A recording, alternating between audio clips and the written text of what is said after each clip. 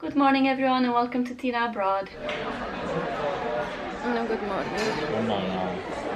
So today's video is all about traveling from England to Poland and back. So because of the restrictions, it is recommended that you arrive to the airport 3 hours in advance, which we've done, and we definitely didn't need to do that because we ended up spending about 2 hours in a restaurant and then the rest of the time just wandering around the airport. So basically this will be a step-by-step what we had to do going to Poland and coming back.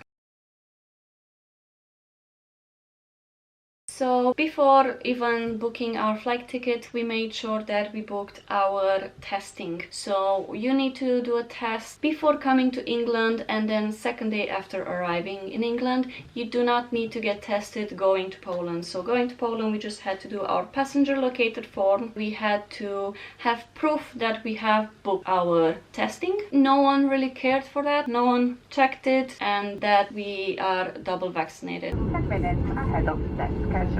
So for the pass, you just go on your NHS app and you download it, and you can either have it on your phone as like a barcode, which we've used, or you can request even a letter from them and they can post it for you. Freedom!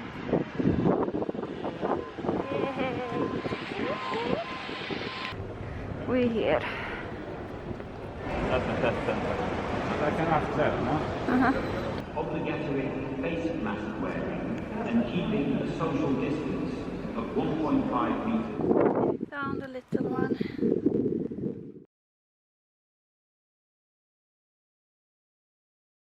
So basically what we did, all the documentation that we needed, we uploaded them on Ryanair when we did a check-in. I also printed them just to have them with us, but we definitely didn't need anything. We just went with our passport and with our ticket, and we just went through all the gates. No one really asked us any questions or anything. It was really easy. So basically all we needed to do was fill up a passenger locator form, so they needed to know where you will go and who you will be in contact with. So we traveled to Chris's family, so we just put the name of his town, and then we're staying with his parents. Second, we needed proof that we are vaccinated, and that you can just find on your NHS app, so you can just request it from there. It's really easy. You can also print it off if you want, or you can just download it and attach it straight to your check-in. You need to make sure that at least 14 days have passed since you've been double vaccinated. We did not need to do any test going to Poland before or after arriving there.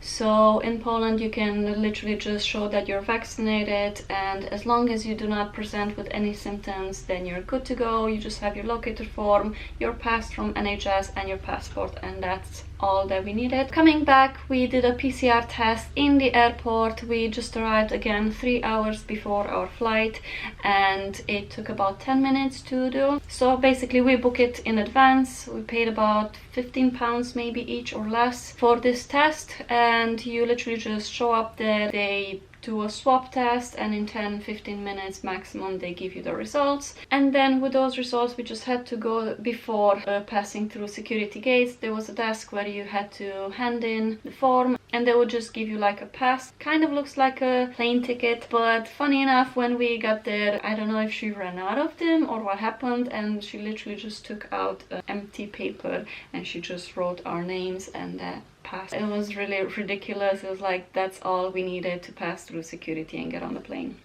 Even the security were looking, they were like confused, and we were like, yeah, this is all she gave us, and they were like, okay. And we just passed through. So apart from that test in the airport, you need to do a second day test, which we've booked and we received in the mail the next day after we arrived in England. So that one can be a bit more pricey. It depends on which company you choose. There's literally hundreds of them, I think. It can be from like 50 something quid to over 100. The more expensive it is, the more professional they are, and if we had any problems, we just emailed them and straight away we got a reply. So we got our test the next morning. morning. And then we also got a return envelope, which we didn't have to pay for, so we just did our test, we put it in the envelope, and then we had to go on their website and put the code that we had on each of our kit there and put the time and day when we've done the test, and that was it. And then we just had to drop it off at any Royal Mail post office. So the only big expense that we had to do and the most stressful and extra thing that we had to do was this PCR test on the second day. I have a really irritated throat, and with this test you actually had to swap both in your throat, like on both sides, and then in your nostrils with it. And it does say that if you cannot do it because of whatever reasons, then you can just do it with the nose swapping. I did try, but I couldn't because I would gag, and you're not allowed to actually touch any other part of your mouth with it.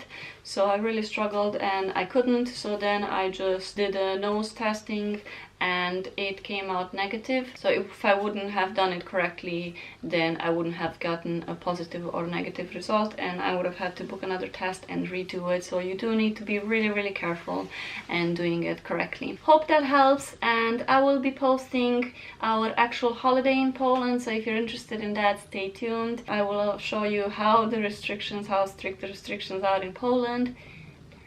Hope you enjoyed this video, hope it was helpful in any way. If it was, please give it a thumbs up, leave a comment down below if you have any questions, or even if you just want to say hi, and subscribe to this channel for more videos. See you next time, bye!